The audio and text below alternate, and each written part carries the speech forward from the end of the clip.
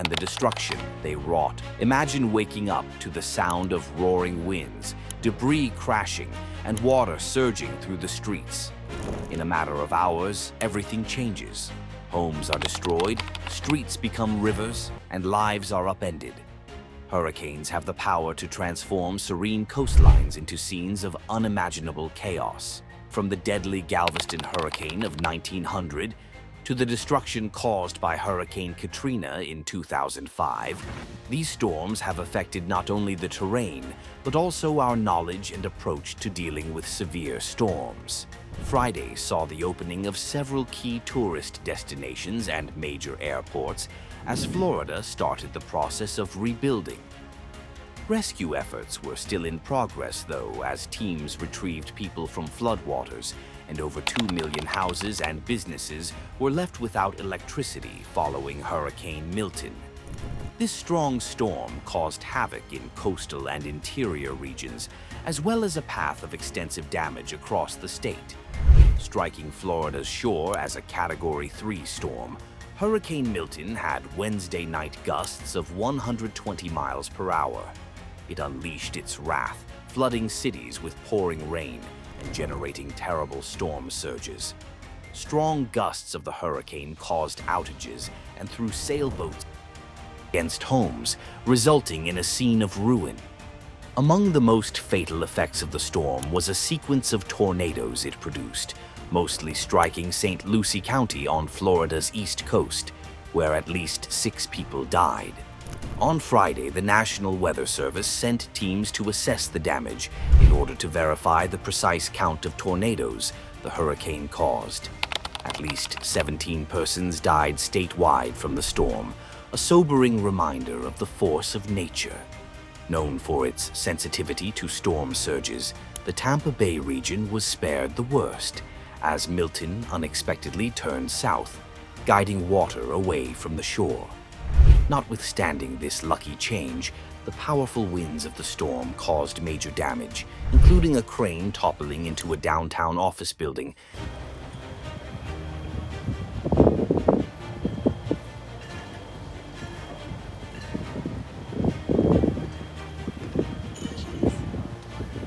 And tearing off Tropicana Field's roof, the home stadium for the Tampa Bay Rays.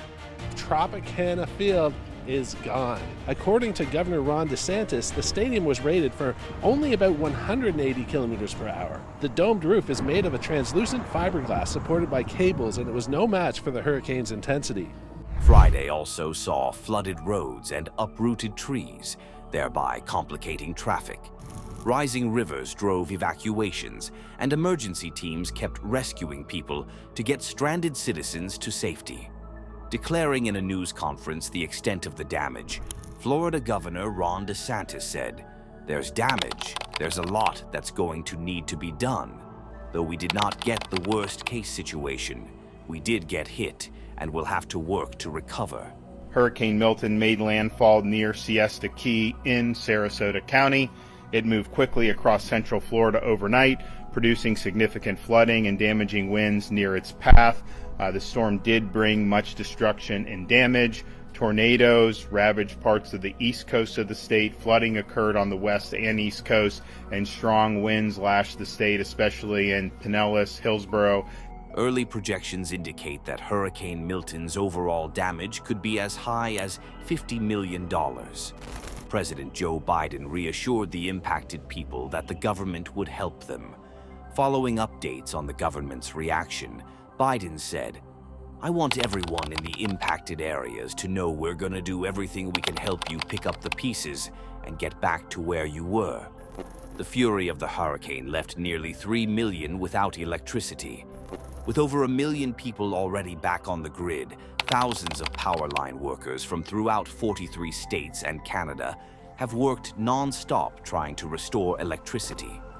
Although storms often cause wind and water damage, FEMA Administrator Deanne Criswell noted Milton as a sobering reminder of the hazards tornadoes may create, mentioning over 30 tornadoes the storm produced. One of Milton's more unusual effects was the development of a large sinkhole in Hillsborough County. Access to some residences was disrupted by the sinkhole that developed at the junction of Irish Moss Avenue and Pond Pine Drive. Authorities have advised citizens to remain alert since the sinkhole could enlarge without notice. Although Hurricane Milton did great damage, it is not like some of the most disastrous natural events in history. Still, the worst hurricane in American history is the one that tore over Galveston, Texas. With winds above 135 miles per hour, this Category 4 storm destroyed around 3,600 buildings, with a mortality count ranging from 6,000 to 12,000. Better communication, according to experts, could have lessened the terrible death toll. Unfortunately, political meddling combined with inadequate projections hampered attempts to alert Galveston's population.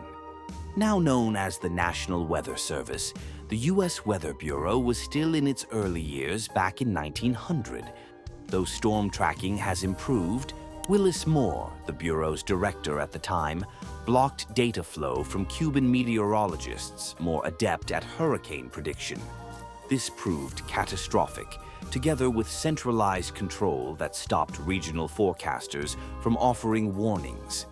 Isaac Klein, the Bureau's local chief observer, thought the Galveston hurricane would impact the city, but by the time he issued alarms, it was too late. The city never really rebuilt. It was decimated.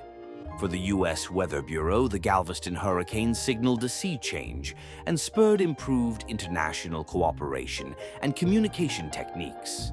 Later years saw many lives saved by the hard lesson that politics should not meddle with meteorological research. Although since 1900, storm prediction has advanced, problems still exist. Events like Hurricane Katrina in 2005 and Hurricane Harvey in 2017 demonstrated how greatly communities may suffer even with precise forecasts if their infrastructure and emergency plans are weak. For example, Hurricane Katrina left New Orleans in devastation from levee breaches and delayed emergency response rather than from forecast shortcomings. Similarly, despite storm path warnings, Hurricane Harvey damaged Houston due to inadequate flood readiness. Beyond the United States, the globe has seen even more deadly cyclones. A low-lying delta, Bangladesh, has experienced its fair share of destructive hurricanes. With between 300,000 and 500,000 deaths, the 1970 Bola cyclone was among the most terrible ones. Particularly those asleep, many people were taken off guard by the cyclone's fast intensification and strike during a lunar high tide. One of the worst tropical cyclones in recorded history resulted from ineffective transmission of warnings arising from communication failures. Driven by lessons learned from past tragedies, hurricane prediction and response have seen major developments over the years. Early in the 20th century, at best, hurricane prediction was primitive. Claiming over 6,000 deaths, the terrible 1900 Galveston hurricane brought attention to the perils of poor communication and insufficient prediction. At the time, the U.S. Weather Bureau neglected to acknowledge the direction of the storm, in part because of internal policies cutting off vital information from Cuban meteorologists. This calamity was a wake-up call that resulted in improved forecasting techniques and international cooperation and communication, as well as changes in attitude. Our capacity to forecast and react to storms has been much enhanced by modern technologies. Modern satellites, radar systems, and computer models let meteorologists track storms from their inception and, more precisely, project their courses. Real-time data and early warning systems have made it feasible to provide quick evacuation orders, therefore saving many lives.